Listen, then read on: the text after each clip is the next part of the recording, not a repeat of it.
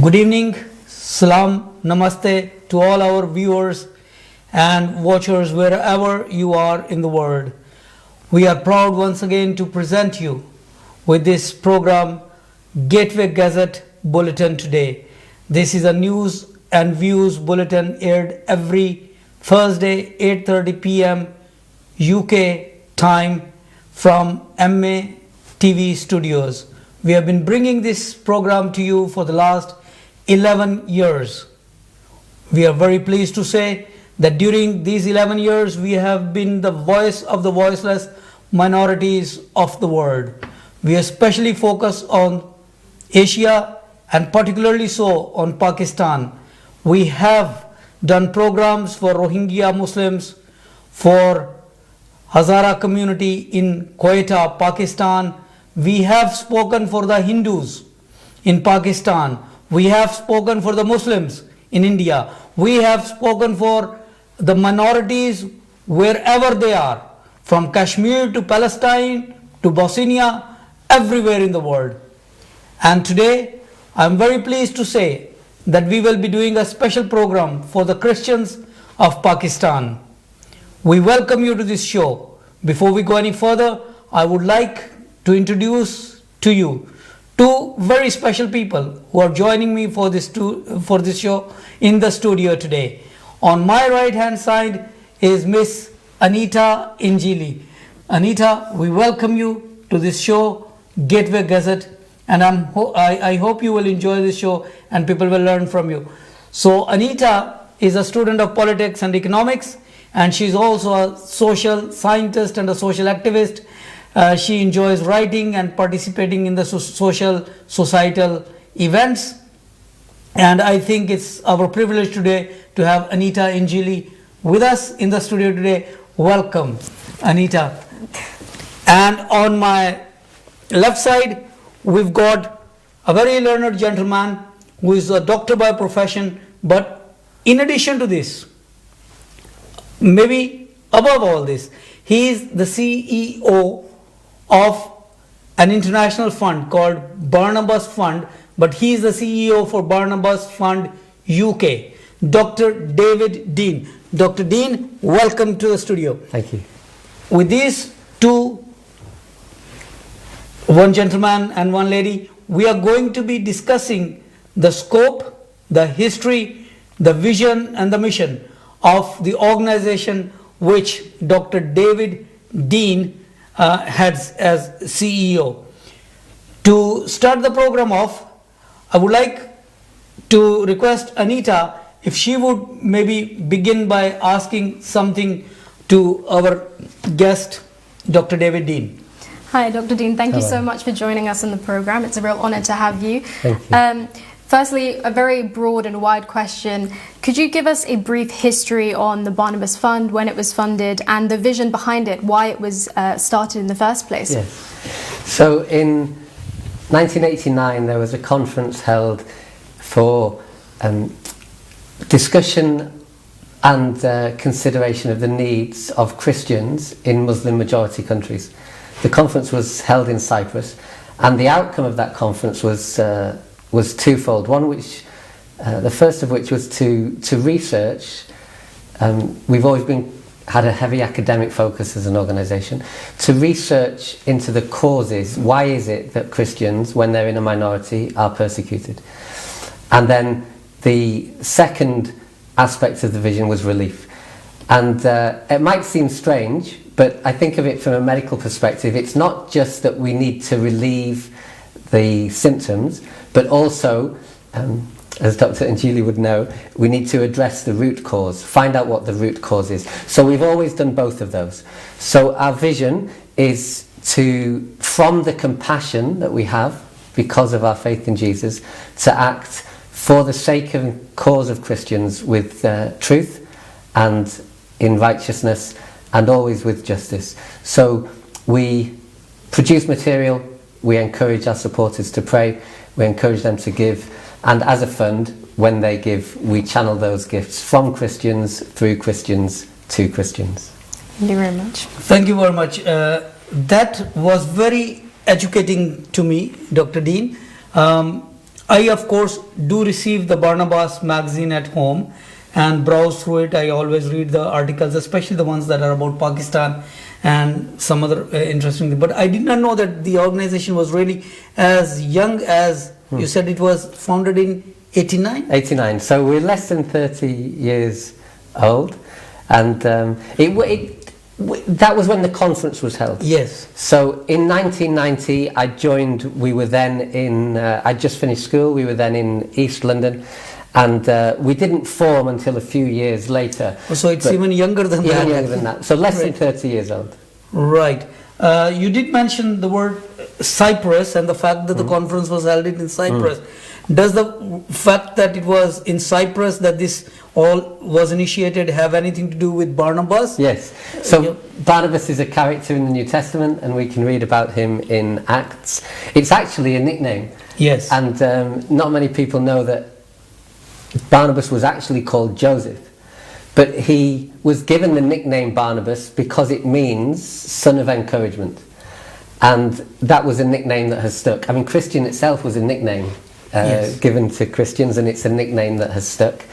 And that's what we want to be, and what we seek to do for persecuted Christians is to encourage them. They're not forgotten, they're not alone, and though their needs may be many and varied, we'll do what we can to help them in that.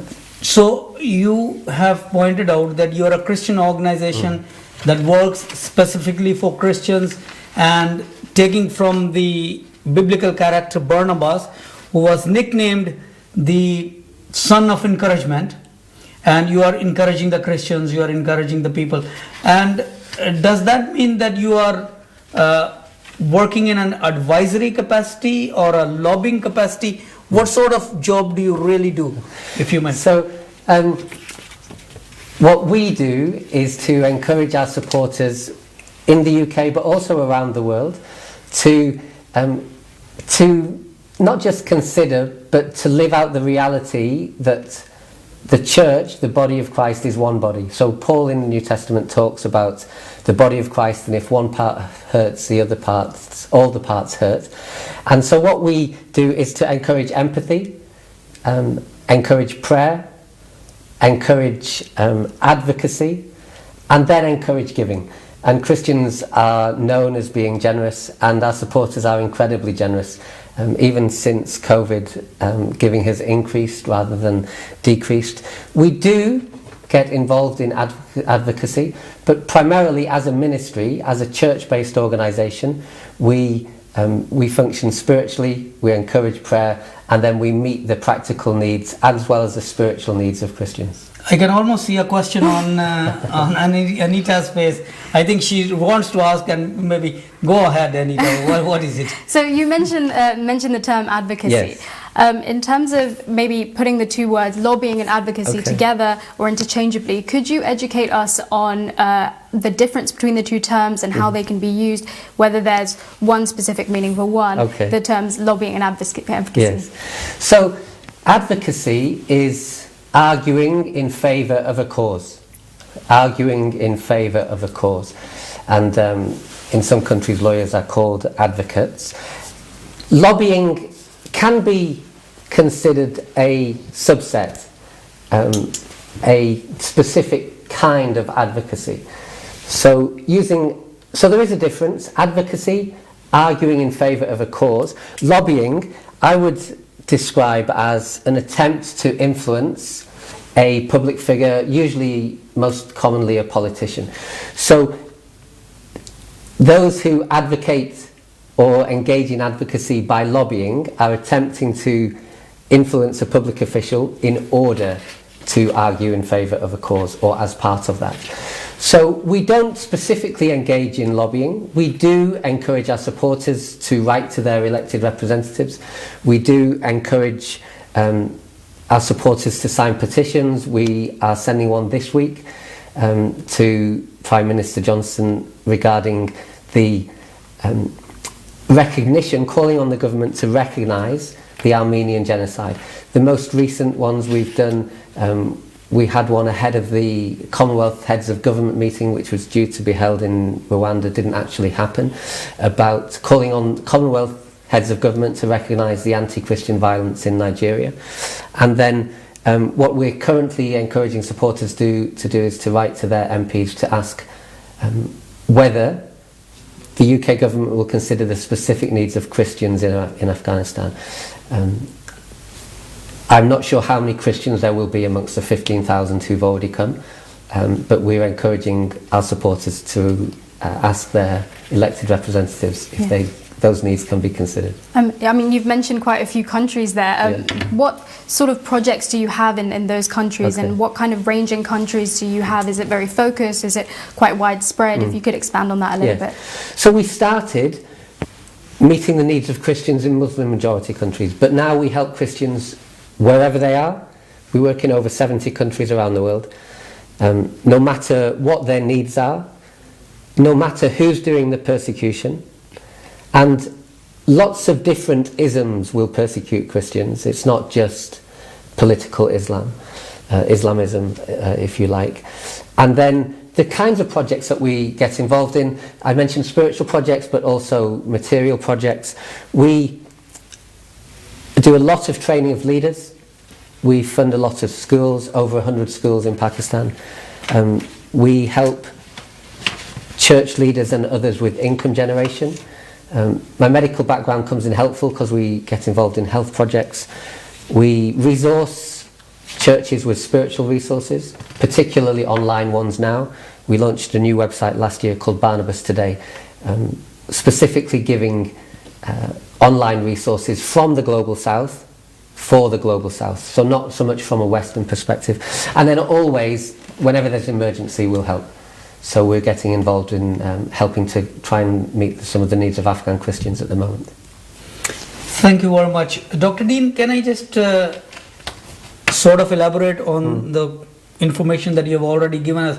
First of all, I once read somewhere, somebody said, that it would be a better place if all the isms became was-isms, but we are still in isms. Yes. Hopefully one day they will all be story of the past and we can live in reasonable, we are always going to have different religions, but rather than being so intolerant of each other, being so, dogmatic and persecuting each other, I hope things were better. You mentioned something about Pakistan and maybe running about 100 schools. Now, in context of Pakistan, as we all know, and we have spoken from this platform many, many times over the last 11 years, there are some very special challenges, specific challenges that are faced by Pakistani Christians, and some of them are very horrific and very troubling. I'm thinking about the abduction of girls in Pakistan, especially Hindu, Christian girls, and their forced marriages, their conversion overnight, and all that sort of thing. This is not something that we Christians are saying. Americans, independent press, Amnesty International, and other human rights organizations throughout the world, they are focusing on it. It can be denied by certain people in Pakistan, by certain aspects or certain areas, but we know these are facts. Now, which brings me to the question, is Barnabas Fund doing anything in this regard, or is this out of the scope of what Barnabas does? It's a good question. It's not outside the scope. Any needs that persecuted Christians have, and they present to us, if we can help, we will. So specifically for young women and girls who are abducted, we are involved in giving legal assistance, and then also a safe house as well. And that's the specific needs, and we're involved in many other projects throughout Pakistan, but on those specific needs, legal aid, legal assistance, and then a safe house for them and their families. Thank you very much. Dr. Dean, you further also mentioned about Afghanistan. Now, the world doesn't realize this, but there are actually Christians in Afghanistan. There were, there are, and hopefully there will always be Christians in Afghanistan. And as the world has, the Western world, has opened its arms to receive the persecuted people from Afghanistan, people who have nowhere to go, and that's a very good thing to do.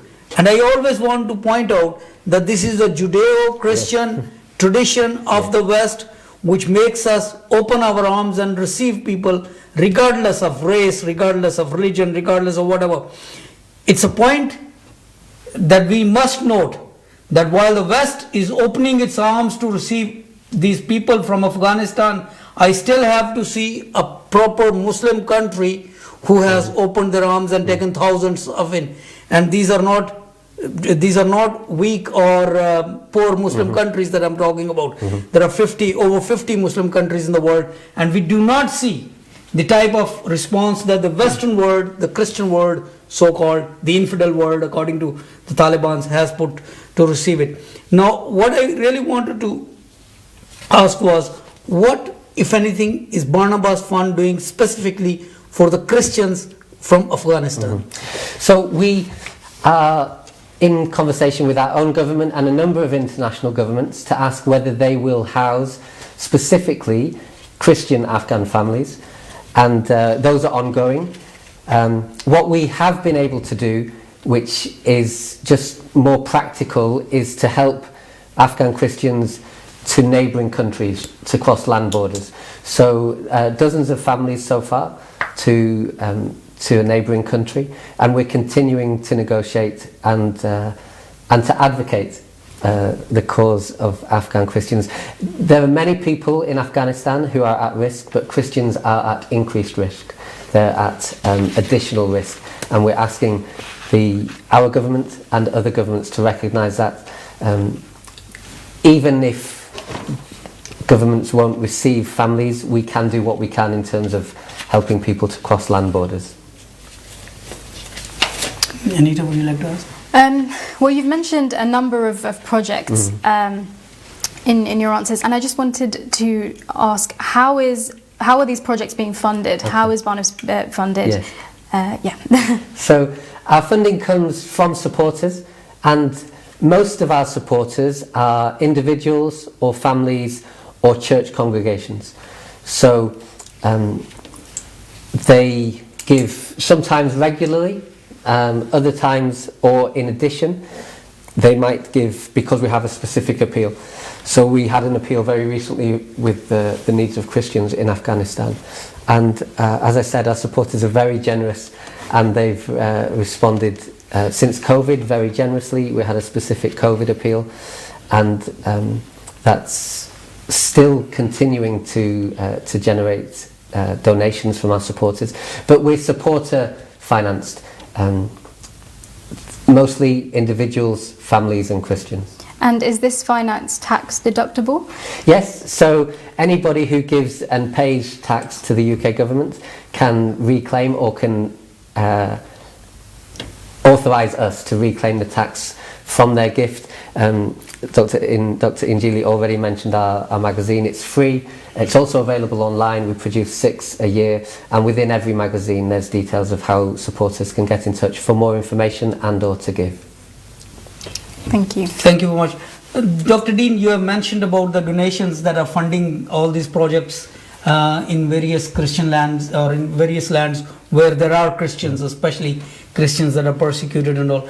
As a student of church history, I find it very interesting that years ago, when Christianity was spread to Africa and Asia and all, people in Western countries, England and Scotland and all these, Germany, various other European countries, America included, they would hope people would save little, maybe save their weekend money, the children and the old ladies would save their pensions to send all that money going to these places. So I think in a historical sense, there is always this idea of save to help the needy.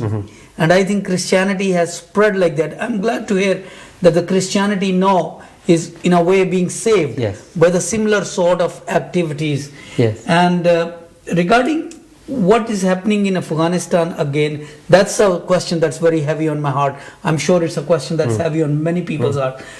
Roughly, how many Christians do you think are there in Afghanistan? What are the numbers we are dealing with? No one knows the exact numbers, but in the hundreds of families.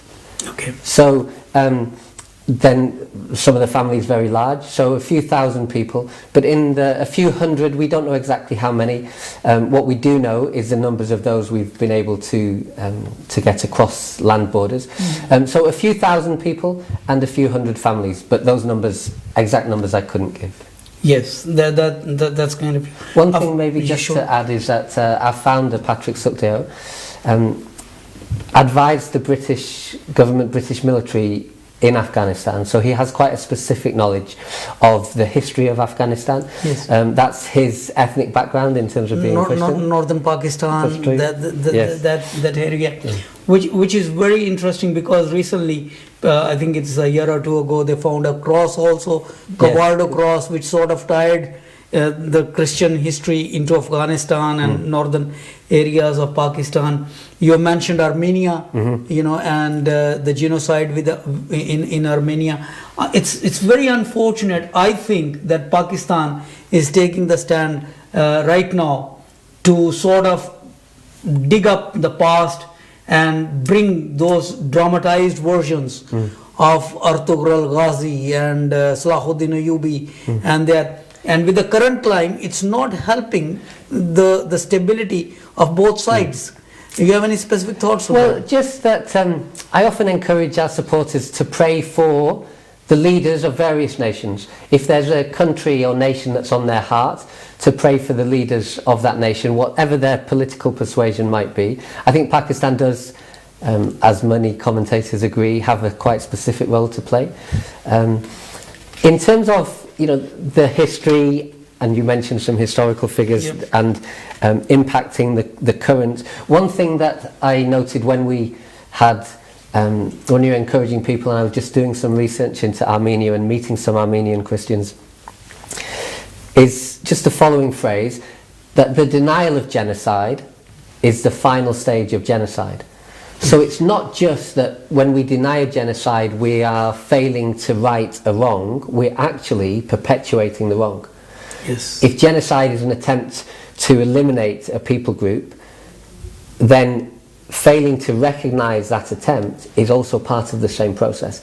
So some of our supporters might have wondered, why are we having a campaign about a recognition of something that happened over 100 years ago? But history, you'll know medically, as it's true in I think most contexts, is a very significant predictor of the future. And that's why we are currently calling on the Prime Minister Johnson to... The UK government has never acknowledged this genocide. Thankfully President Biden did, just this year, the first US president to do so, and we hope that other nations will do the same. So my question is, what are some of the challenges faced by the Barnabas Fund and also some similar organisations doing very similar work? Yeah, we're one of a number of organisations, and we do have distinctives, and I mentioned that addressing the research, addressing the causes of persecution. What we've found over the last few years is that Western sanctions can quite severely limit us. We won't transfer money unless it's through the internationally recognised banking system, and sanctions from the West on certain countries mean that we cannot send money into those countries. Legislation is another. In India there's the Foreign Contribution Regulation Act, and unless a body in India is registered with the government they cannot receive money. So sanctions, legislation, corruption and inflation. Also, if we send money to feed hungry Christians in Pakistan and elsewhere, sanctions, because of inflation, because of corruption and because of legislation, we've now added another arm. We've got a donations arm which is very strong, and we've been functioning that way for a long time, but we've added a delivery arm where we collect food. We've launched as an international food bank just this summer, and collecting food, which might sound counterintuitive in the UK and other Western countries, and then shipping it in a container to countries where food is scarce, is actually cheaper than sending the money and then the food being bought there. We'll do both, and but we've just launched food.gives. It has its own website. It's part of one of our projects, but it was Western sanctions that were not crippling us, but preventing us from working effectively in countries where we had been able to up to that point. So we're still going to channel donations from Christians through Christians to Christians, but also collect food here and ship it. Thank you very much. We are being asked for a break. Ladies and gentlemen who have been watching this show, I'm sure you feel saturated with the information that has been provided by Dr.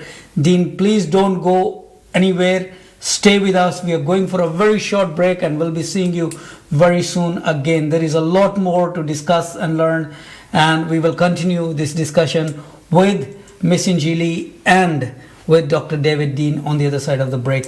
See you later.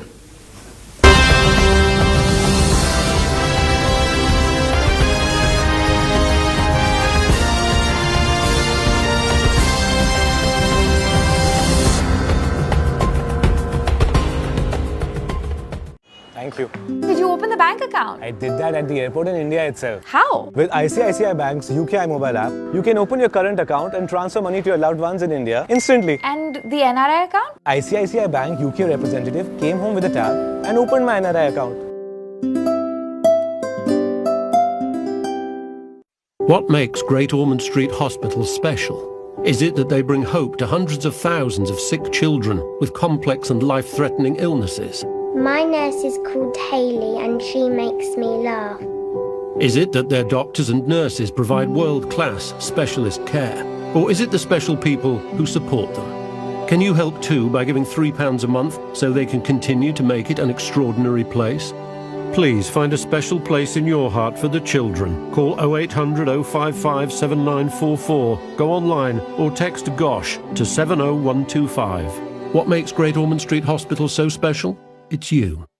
Buy both your car and your home insurance with LV, and with our new discount, you'll save 10%. Buy direct at lv.com.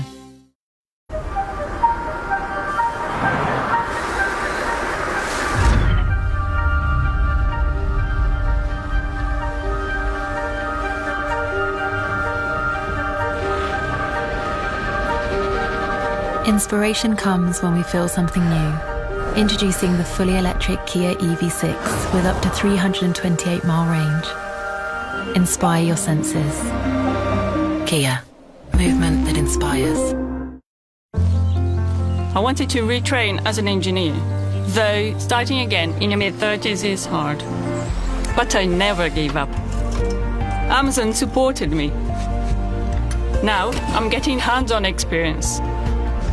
And they're even paying for my new qualification. With my Amazon apprenticeship, I can focus on both learning and making my dreams a reality.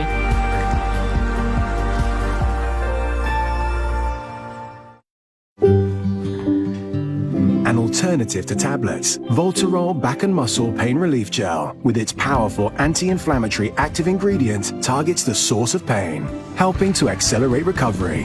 It's not just movement, it's enjoying the new bedroom. Voltarol, the joy of movement. Great British weather. It's unpredictable, but your energy bills don't have to be. Switch to OVO Energy, and you can fix the price of your tariff for up to 2 years.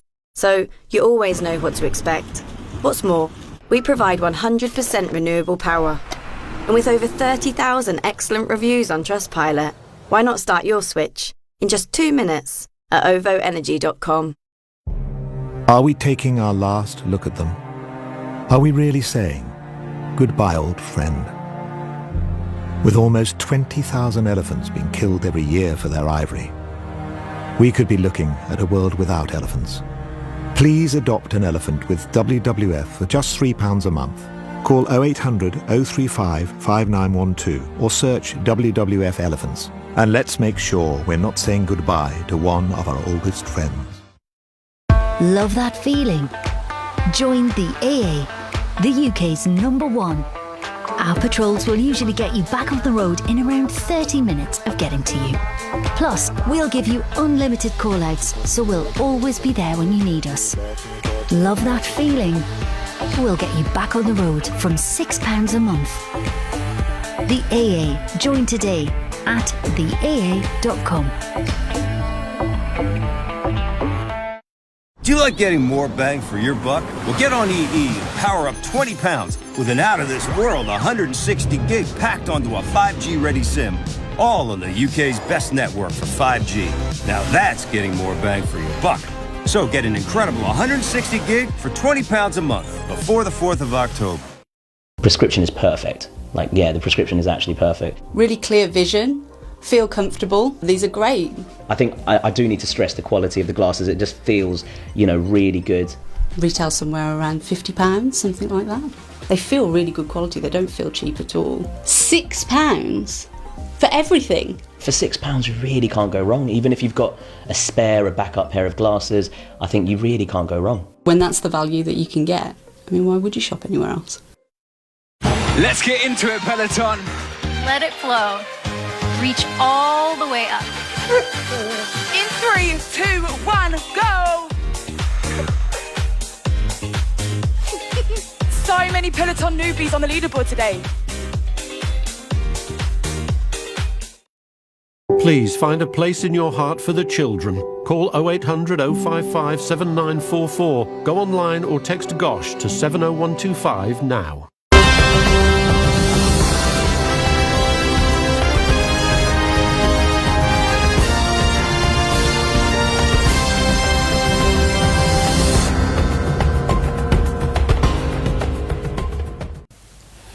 Good evening, ladies and gentlemen.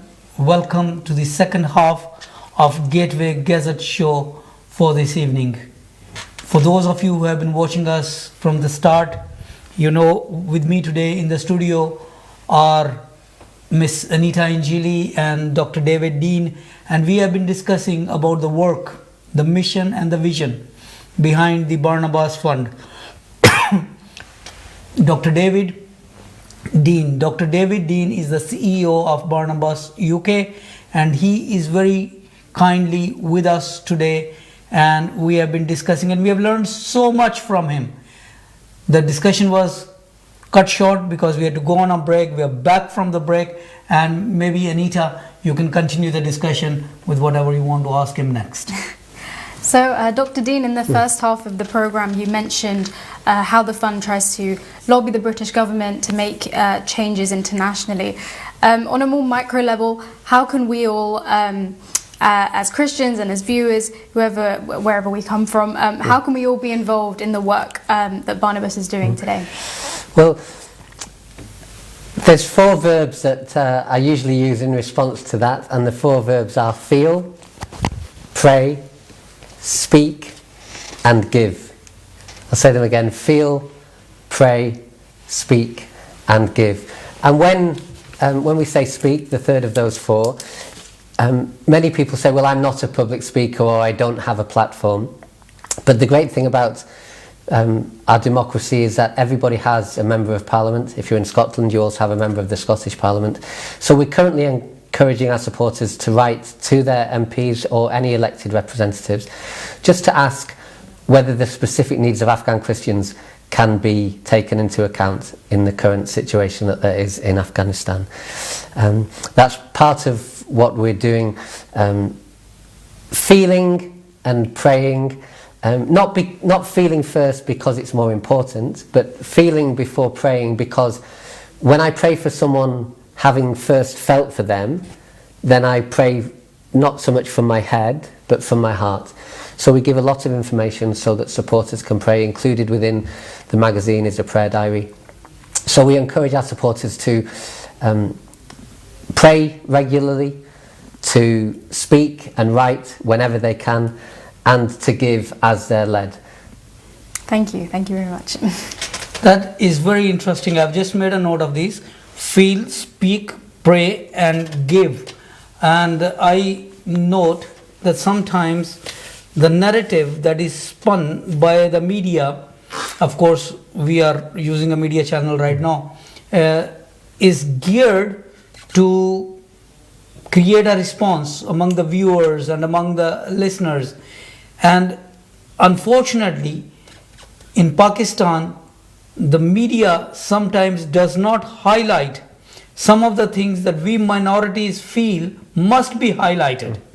For example, we have often decried the fact that certain things are happening to minorities in Pakistan, certain events take place, and the media does not give enough coverage, and that is in a way understandable, but in a way that is also very it's something that we don't feel good about it, in the sense that because it is not shown in the context, people cannot feel. And I'm very pleased, Dr. Dean, with your range of things that you are doing. You keep mentioning a magazine, and like I said earlier, I get that magazine, and that's very good. There are 4 colored pictures, and you see the people working at kilns, the people, children carrying baskets or whatever, buckets. And it's very visual, and so you looking at them, you begin to feel what they must be going through. Speaking, of course, like you said, not all of us can be speakers. Some of us, we try, and praying is something that we all can do. And I'm sure when it comes to giving, we can all give.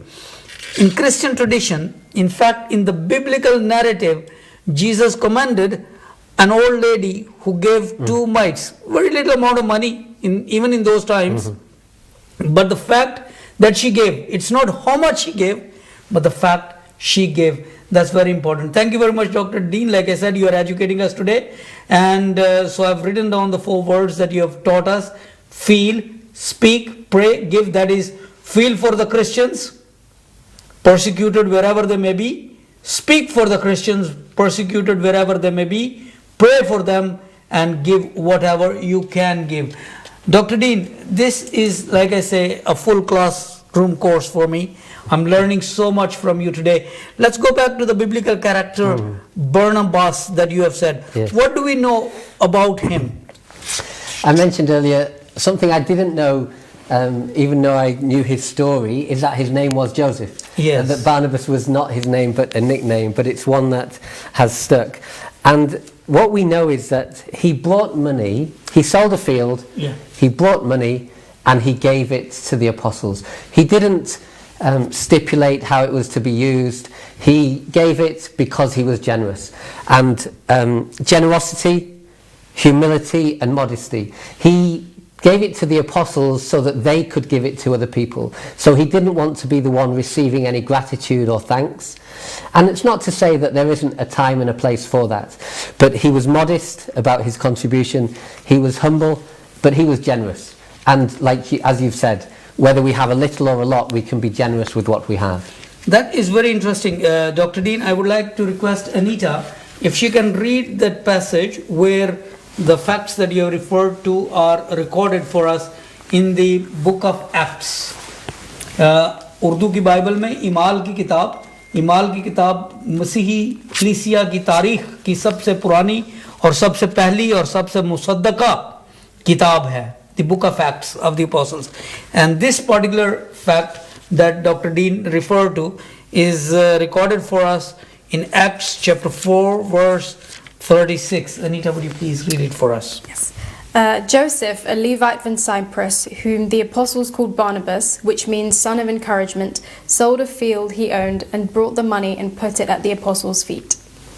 So this is what he did.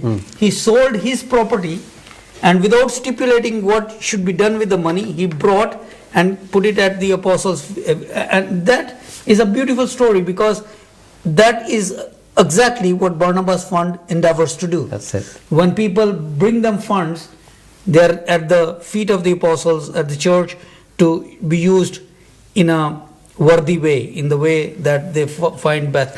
I also find, Dr. Dean, another little passage where we learn that Barnabas not only brought money to the church and to the apostles, he also defended Paul. Yes. You know, Paul, in the church history and in the history of Christian church Christianity, Paul was one of the persecutors. He was Saul. He really liked going after and murdering, killing, torturing, doing whatever he could do. Jew of the Jews, he's called, and he did that. But then there was a conversion experience. Lord Jesus appeared to him, and then he became a Christian, and he wanted to do something for the church, and the church didn't believe him. And this is where Barnabas becomes another agent. Anita, could you read Acts 9:27, and we see that story. So we see another aspect of Barnabas here, bringing money and then defending a Christian. Go. But Barnabas took him and brought him to the apostles. He told them how Saul on his journey had seen the Lord, and that the Lord had spoken to him, and how in Damascus he had preached fearlessly in the name of Jesus. Isn't that wonderful? It is. Dr. Dean, please, your thoughts. Well, just that when the majority view or the loudest view was, we have to be careful here of this person, he was willing to put himself out. And then we there's another reference also in the book of Acts in chapter 11. Let's see if we can find that. Yeah, so we read in Acts 11, and then from verse 25. Yes. So then Barnabas went to Tarsus to look for Saul, and when he found him, he brought him to Antioch. And then we read, so for a whole year Barnabas and Saul met with the church and taught great numbers of people. And then, this is the other nickname, the disciples were called Christians first at Antioch. So yes. Christians as a nickname has stuck, Barnabas as a nickname has stuck, and it was because he was an encourager. He thought more, I believe, about the needs of others than he did about his own needs or his own safety and welfare. Again, there's a place for that. We all need to look after ourselves. I often think about travelling with children when we used to fly before COVID, but the meal you can give to your child before you feed yourself. The oxygen mask you first have to put on yourself before you put on somebody else. So keeping oneself alive, yes, but why? So that we can help others. And Barnabas wasn't just doing this as any parent would do for their natural children. He was doing this for Saul, who became Paul, and he had in mind the needs of Christians who were in need. Dr. Dean, you have been to Cyprus. I've not been to Cyprus. You have not been to Cyprus, No. but I understand the church there takes Barnabas as their spiritual father. So he's a saint in many ways, a spiritual father. Right. And it's not a bad one to have. No, exactly. I mean, as we study about him, and the fact that he brought his money, he started defending one of the earliest Christians, and what a Christian he was, Paul. Yes. He defended him, and Barnabas was. And then we are also told that he took a missionary journey from Jerusalem to Antioch, the one that we have referred to. And then later on, Barnabas and Paul, they separated, and they both went their own ways, planting churches and doing it, not in a bad way, but they were doing that. And so I think just studying the story of Barnabas can be such a powerful incentive for Christians to do the sort of things that you're doing. Dr. Patrick Sukhdev, I'm very much interested in that man because he comes from the same place where I come from. Yes. He's originally from Pakistan, northern part, I'm from the central part. But I think when the debate or the discussion must have taken place, he would have given his views why the fund should be called Barnabas. Any stories on that? Well, just I know that Patrick and Rosemary, his wife, were in London and were ministering to Christians, some of whom had come from other faith backgrounds, and Patrick himself has come from an Islamic faith background. Yes. And so he has a specific empathy and consideration, knowledge of the needs of those who might be the only Christian in their sphere. So those who do follow Christ from other faith backgrounds, we always have a specific concern for them, because often their faith family is their only family. I have a faith family, but I also have a natural family. For those who've had to leave their family, or their family have left them because they follow Christ, their faith family is their only family. And yes, as I said, I finished my schooling, my GCSEs in 1990, and spent some of that summer before Barnabas Fund actually became Barnabas Fund, but being part of the ministry that was at that time in London. And now we're no longer based there, but got our UK base and also based internationally around the world. But Barnabas, it's I mean, you know, Christians in Pakistan, we think about Thomas and his journey, the journey of the Apostle Thomas. And so there's something to be commended in all the apostles. But Barnabas, as a follower of Christ who was able to put the needs of others, is an example that we can all follow. Anita, would you like to read for us Acts chapter 14 verse 12? And there is a lovely passage there. But while she's looking for that, Dr. Dean, I would just like to say it's very important for us to recognize people like Dr. Sukhdev, who has come from Muslim background into Christianity. In the context of Afghanistan, we know in Afghanistan it's the Hanafi school of law, you know, the Sharia interpretation in a Hanafi manner, and there the only way to deal with apostates is death. You're right. And for the Afghans in Afghanistan, Christians in Afghanistan, they would have come mostly from Muslim backgrounds, and so it's very important that the West realizes that they are a targeted group. Yes. It's not that we are saying that they should be looked after because they are poor or, you know, because there is war. No, these are a targeted group. They are people that will be hunted for because they are apostates. And I'm not breaking news. I'm not saying something new. This is common knowledge. The only thing is this should be looked at very carefully by the policymakers, so that the people who are there, who are Christians, Afghan origin, should be helped in whatever way we can do. And if they have to be gotten out of there, then of course we should get out. Anita, can you read for us that passage, please? Yes, this is from Acts 14. I'll start in verse 11. Please. When the crowd saw what Paul had done, they shouted in the Lycaonian language, "The gods have come down to us in human form." Barnabas they called Zeus, and Paul they called Hermes, because he was the chief speaker. The priests of Zeus, whose temple was just outside the city, brought bulls and wreaths to the city gates, because he and the crowd wanted to offer sacrifices to them. What do you say to that, Dr. Dean? I mean, they were being worshipped as gods. True. It's a little bit later, verse 14, we read that Barnabas and Paul, when they heard of it, tore their clothes, rushed out into the crowd shouting, "Men, why are you doing this? We too are only men, human like you. We are bringing good news." And whether there's often a kind of human tendency to put someone on a pedestal or to see people as different to ourselves. And people like Patrick and his wife Rosemary have done amazing things in over 50 years of ministry. One of his other books is entitled Heroes of Our Faith, and we're just about to bring out a second volume. The story of ordinary Christians who lost their life for the cause of Christ. And we read that as a staff team every day. A verse of scripture, the story of this Christian, either in recent times or going back centuries or even millennia. And then a focus on a hymn or a poem, because it shows us that ordinary people with God can do extraordinary things. And setting up the Barnabas Fund, now we're an international aid agency. It's an extraordinary thing, but ordinary people can do something like that. And I just want to encourage supporters, wherever you may be and whatever you may have or not have, we can all, as we were focusing on earlier, we can all give, we can all pray.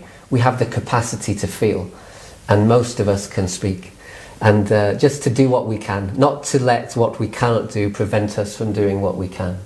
Absolutely. Dr. Dean, I would just like to re-emphasize the fact that being a Pakistani background, a Christian, I love Pakistan. We have done programs for various sects in Pakistan, groups in Pakistan, minorities. It is not only that we want to speak for Christians today, because we are with an organization head that works only for Christians. That is why we are focusing on Christians. But as I said in my introduction, we have spoken for Hazara community, the Shiites in Quetta when they were killed and all the problems. And Hazara community is having big problems in Afghanistan as well. And there are other communities as well. We do focus on humanity at large. But today's program is about Christians, because our problems in Pakistan are manifold. Historical evidence, statistical, gazette evidence that when Pakistan was founded, of course, East Pakistan, West Pakistan together, we had 23% minorities. Now, official statistics, only 3% minorities.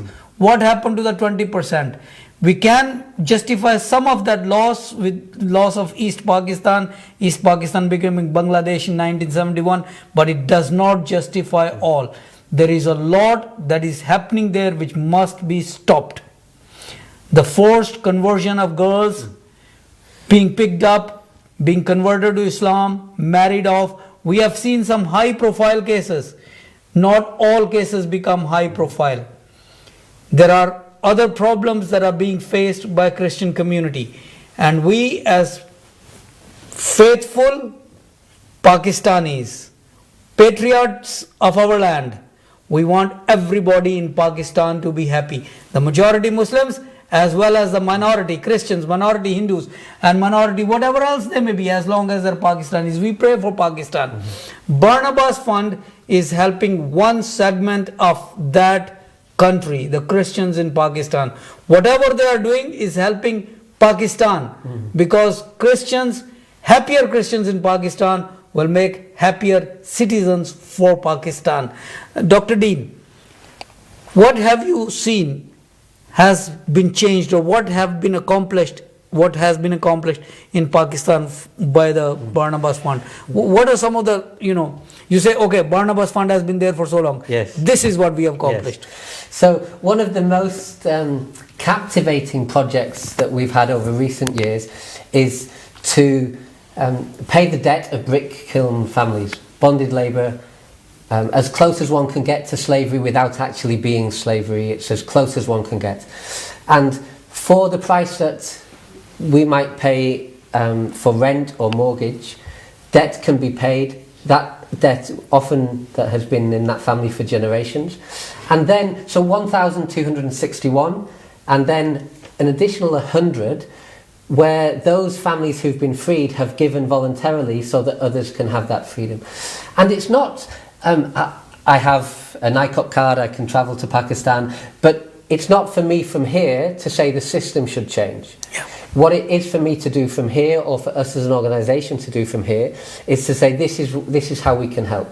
So then encouraging, setting up many of those 100 schools I mentioned are to specifically educate brick kiln children, and not just children but adults as well. We've helped in loans for small businesses, rickshaws for example, scholarships for students to go and study. The mobile health clinics, one of those health clinics that we set up last year. Last year was the first year I've not been to Pakistan in a long time, but we're able to set up clinics and probably able to do more good from here than from there. Thank you very much, Dr. Dean. We are coming to the end of our show, and once again I would like to thank both of my guests today. Anita, thank you very much for joining us today. Dr. Dean, you have been absolutely brilliant. Thank you very much. I am so much more of an educated man today about the aspects of the work that Barnabas Fund is doing, not only in Pakistan but throughout the world. This program with a prayer for Pakistan. May God bless Pakistan and make it a center of peace, harmony and equality for everybody there. May Pakistan be happy forever. Thank you very much for watching the show.